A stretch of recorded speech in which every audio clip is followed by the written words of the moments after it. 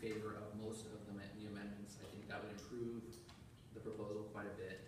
I kind of don't, I think these amendments alone are probably not sufficient for me to support it, but I certainly think that it would be less egregious, and I look forward to further discussion. Thank you. I'm going to go ahead and speak. I'll let Marl go last and see us too. I am basically in support of it, and it's a couple things really came to point. The Growth Management Act, we're supposed to increase our densities in our urban growth areas, and there's sometimes, some of the trees are going to have to go to support that density, I'm afraid. And I think there have been enough examples presented of the existing ordinance that was developed in 2008 or 2009, I think it was. Now we're back into building again, that it seems, pretty unworkable in some cases. I think the staff did a really good job coming back with his, taking some of the really good comments that have been made to try to put that into code for us to consider tonight. I think the canopy approach can be valid. I like the fact that it adds canopy to bare lots where the existing thing doesn't. And people seem to have not a real good opinion of deciduous trees, but I do have a landscape architecture degree. Deciduous trees are really good in a lot of cases. We talked about earlier, like allowing light in for solar use. And you don't want to have a street with evergreen street trees because maybe it's not as applicable here as it is in eastern Washington, but you don't want shade on your streets all winter. You want to have sunshine get to your streets. So I don't think we want to throw all deciduous trees under the bus. And so that's sort of where I am. Okay, Merle? I didn't, I got kind of emotional into this thing maybe a little bit. I think a little different direction than Gordon is taking. I sure felt his emotion. There's one thing I do like. I love places like Mickey's that's got a lot of big trees and etc. I like places like Gordon's that got a lot of big trees. When we do design for some of the plats and stuff we design, it's mostly all low impact development. So Simon, I hate seeing the low impact development thing disappear because we need lots of incentives for people to actually start using low impact development because developers are kind of opposed to it. But then when I get into it, I happen to have a lot of experience with the existing ordinance, and the existing ordinance just isn't working. I mean, there's two things, and it goes against the rules and the laws that we're supposed to be living by. GMA is one of the biggest things. They want density. I would like to see, if we're going to have places like Mickey's and Gordon's kept, we need to expand the UGA boundaries. That we have things like buildable lands inventory. And I think we've done a lot to actually take away from those buildable lands inventory. And one of the biggest things in the Growth Management Act is to protect those buildable lands also. I went through the whole code and come up here with definitions, and everything that they're trying to protect in the UGA in particular is the buildable lands. Where trees are supposed to go, or is in buffers of critical areas, in the critical areas, on critical area slopes. They're supposed to go into green spaces. It's even stated in the Growth Management Act. They're supposed to go into green spaces. They're supposed to go into places where there's parks and institutions and golf courses, and those are the places where you get them. And I started looking around, and I remember going to, I hardly forgot, going to Santiago and Montevideo this last December. And I got some pictures that I put up on the wall, and I looked around at the green spaces, and if you look at Montevideo, kind of the bottom right picture over here, that's density at 40, 50 units per acre. And you can't see the asphalt in the trees. You look at Santiago's right to the left of that. And that's downtown business areas, and you can't see the pavement because of the trees. I look above the Montevideo picture, and I look at Everett, which is right out here, and I can't see a tree. Oh no, I think Gordon found one.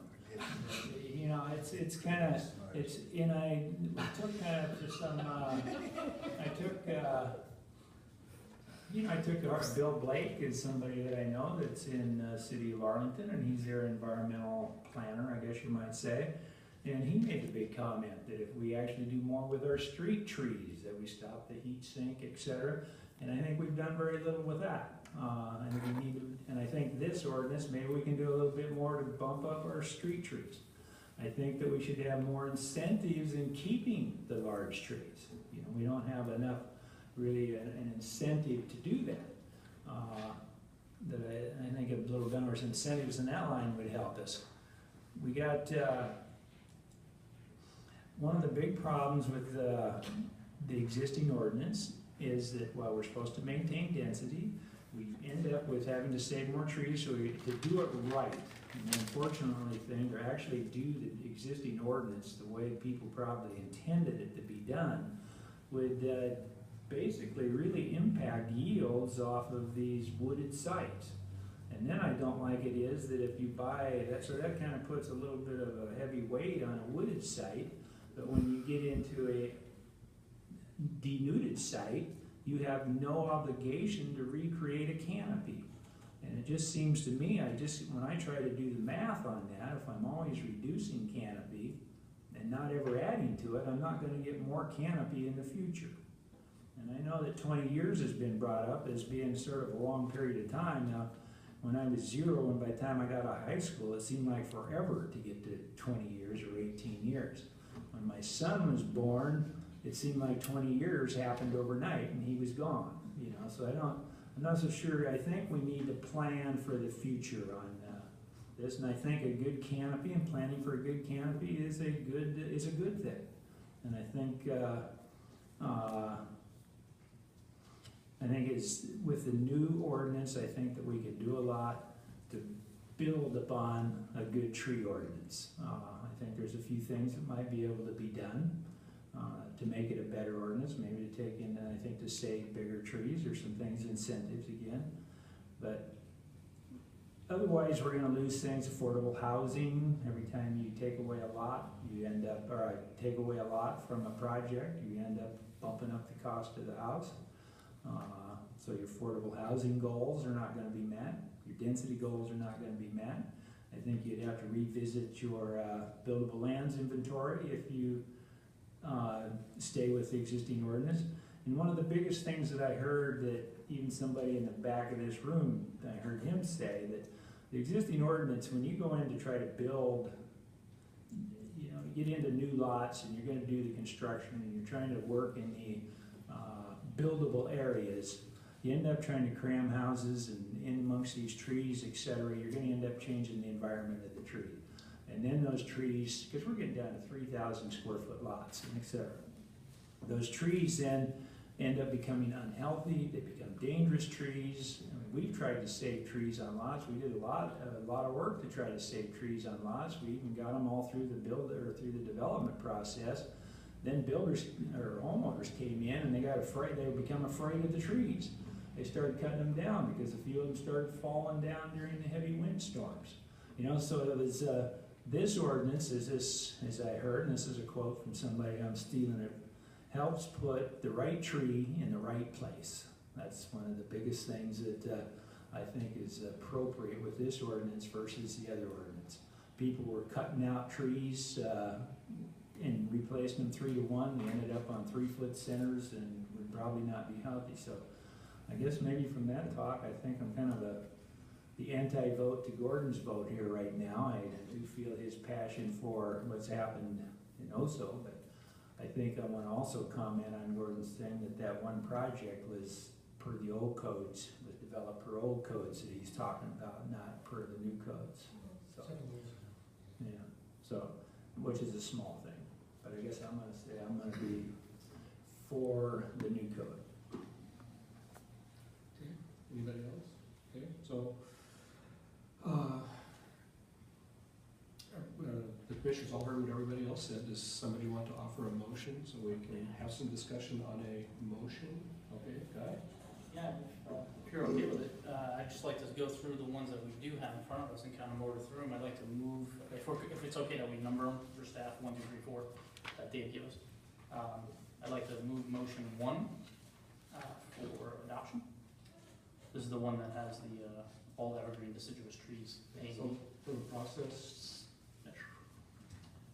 Oh, we have to move the I original ordinance first. do we then amend it, really yeah. want to, yeah, I think want to have a motion to accept Right. the full ordinance, and then we would go back and look at these as amendments to the main Okay. ordinance. So I'd like to move the main ordinance for adoption. So is there a second to approve the main ordinance? I second. Okay, and that would be as documented in the staff report and the 3 presentations and so on in the staff report. And that here is dated March 11th, I think. We had our public testimony, I think, on the 25th. So, and, no, yeah, so we're in discussion on it. But it has, I'm sorry, I'm brain dead. Does it have to be accepted before it can be amended? No, it doesn't, no. No, Okay. you've made a motion Motion. and it's been seconded, so now if you want to amend We can it, okay. now you can go through this. Okay, thank And you. just for a point of clarification, if you're gonna take the bullet points, kind of in order on each sheet and not thinking ahead, it would have maybe been better to have labeled them A, B, C, and D, for just convenience, if you're gonna take these individually or rather than take the entire, sheet, so. People can have a problem with not the other. Okay, I'll go ahead and move the First Amendment, what we'll call A, number 1 on the sheet. It's the one that modifies 30.25 016(3)A.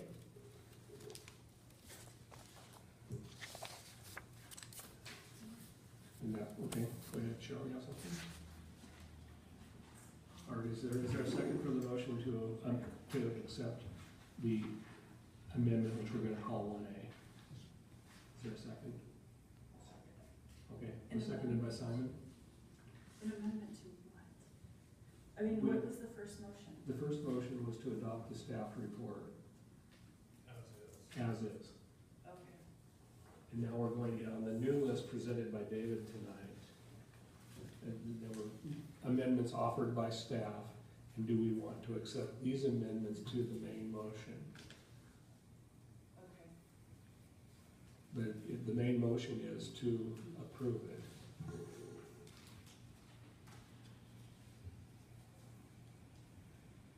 So is there, there was a second, so a motion that's been moved and seconded to add amendment 1A. Now, do we have to vote on those? I'm sorry, I'm brain dead. No, and I'm not, so, yeah, I mean, that's up to you. I mean, the normal parliamentary procedure would be you moved an amendment to the main motion, there was a second, now you can have discussion on that amendment, and then call for a vote, up or down, and then if, whatever, however it goes, then move Call on. for a vote on the amendment at this point in time. Or you can ask for if there's discussion, if the maker of the motion wants to, or whatever. So is there any, yes, Angela? Can I just Thank ask you, a Bill. silly clarifying question? And sorry. No, So we all went around and talked. So some people in favor of the whole thing, some are outright no. So we go through all this. What if we go through all this and everybody's still a no? Shouldn't, I'm just confused on the process. That might have. That's happened. Okay. That might have well. We have to have 6 affirmative votes. So you change it so you know exactly what you're voting on, and then you vote on it. We're voting on changes to the original motion, and then we'll see at the end of it if people like it or not. Okay. They may not, but the answer was they might. Okay, so those in favor of accepting amendment 1A, show of hands? 1, 2, 3, 4. I think that's everybody. That's everybody. Okay, so amendment 1A is there. I'd like to make a motion, not go through this one paragraph at a time. I'd like to accept the amendments, Identified on sheets 1 through 5. except for the amendments